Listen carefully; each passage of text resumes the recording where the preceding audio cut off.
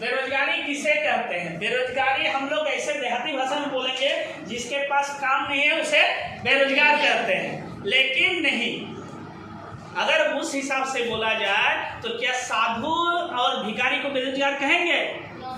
कहे नहीं, क्योंकि बेरोजगारी उसे कहते हैं काम करने का इच्छा रहने के बावजूद उसे उनके योग्यता के अनुसार अगर काम न मिले उसे बेरोजगारी कहते हैं। काम करने का इच्छा रहने के बावजूद उनकी योग्यता के अनुसार उसे काम न मिले उसे बेरोजगारी कहते हैं। काम करने का इच्छा, ये सबसे बड़ा बात है। हाँ, इच्छा रहने के बावजूद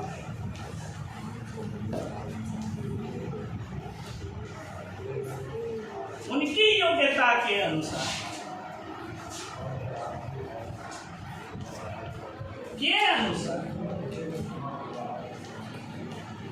उसे काम न मिले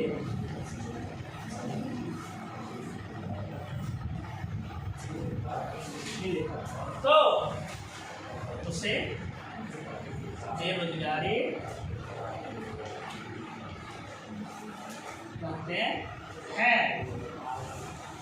समझिए, माने साधु और भिखारी को हम बेरोजगार इसलिए नहीं कहेंगे कि उसे काम करने का इच्छा नहीं है। क्या है?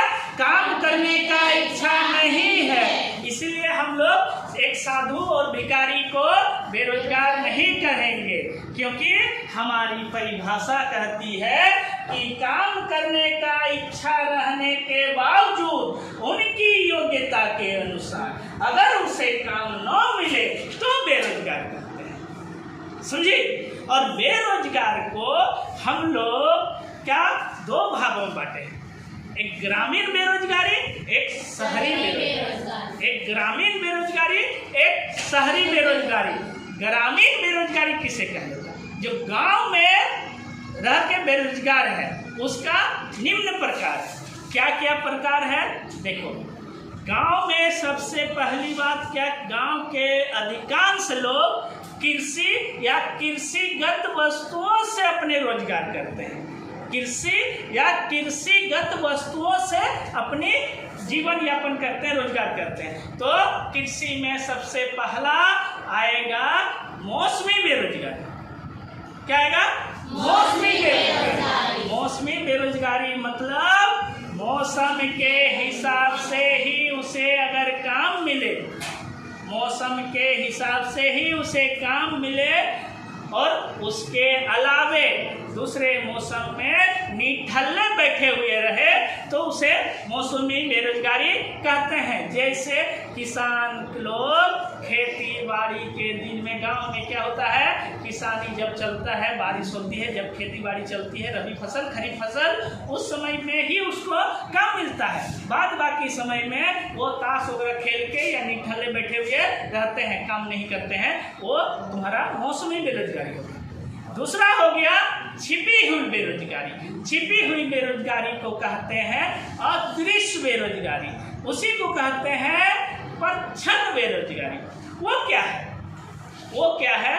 देखो, दृश्य अदृश्य बेरोजगारी भी कहते हैं। मतलब है क्या, ये भी कृषि क्षेत्र में देखने को मिलता है।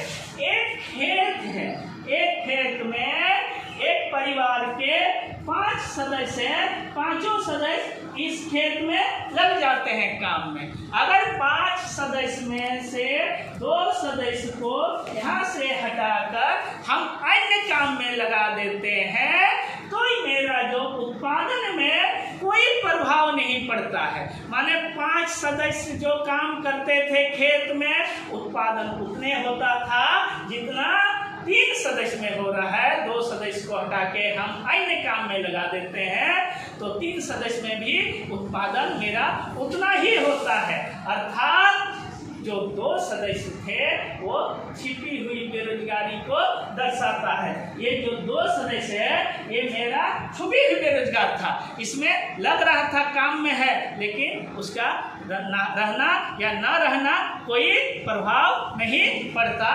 है। समझे? इसका मतलब ये छुपी हुई बेरोजगारी को दर्शाता है। ये ग्रामीण क्षेत्र का 2 बेरोजगारी, एक तुम्हारा मौसमी बेरोजगारी, दूसरा हो गया तुम्हारा प्रच्छन्न बेरोजगारी या छिपी हुई बेरोजगारी या अदृश्य बेरोजगारी, जिसका अर्थ है कि उत्पादन में लगे लोगों में से अगर कोई कुछ लोग को हटा के दूसरे काम में लगा दिया जाए तो उत्पादन में कोई प्रभाव नहीं पड़ता है। इसका मतलब जो लोग को हम हटाते हैं वो छुपी हुई बेरोजगारी को दर्शाता है। समझिए? और शहरी बेरोजगारी, शहरी बेरोजगारी में सबसे ज़्यादा हमें शिक्षित बेरोजगारी दिखाई देता है। शिक्षित बेरोजगारी का अर्थ है जो पढ़े लिखे होने के बावजूद उनके योग्यता के अनुसार उसे काम नहीं मिले। कोई MA BEd कर लिए, जाके क्या कर रहा है, गार्ड का नौकरी कर रहा है। कोई BTech कर लिए, क्या कर रहा है, कहीं कंप्यूटर का टाइपिंग कर रहा है, कंप्यूटर का डाटा एंट्री कर रहा है। इसका मतलब उसे उसकी योग्यता के अनुसार उसे काम नहीं मिला, वो शिक्षित बेरोजगारी है। शिक्षा जो शिक्षा ग्रहण किया, जिस फील्ड के लिए शिक्षा ग्रहण किया उस फील्ड में वो जॉब नहीं मिला, सर्विस नहीं मिला, और वो निठल्ले बैठ के दूसरा काम कर रहा है, कम वेतन में कमा रहा है, कम वेतन में कर रहा है। इसका मतलब वो शिक्षित बेरोजगारी है। और है ढांचागत बेरोजगारी, वो शहरी क्षेत्र में।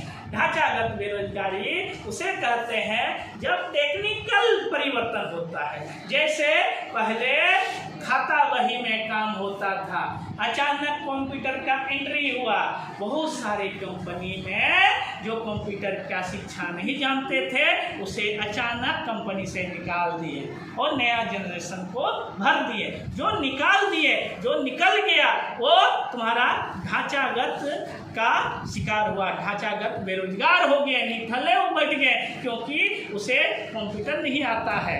और जैसे ही टेक्निकल या टेक्नोलॉजी का परिवर्तन होता है तो बहुत सारे जगह में ऐसी स्थितियां या परिस्थिति आती है, और ये सब देखने हमें शहरी क्षेत्र में मिलता है। इसीलिए शहरी बेरोजगारी में ये आता है। समझ गई? चलो।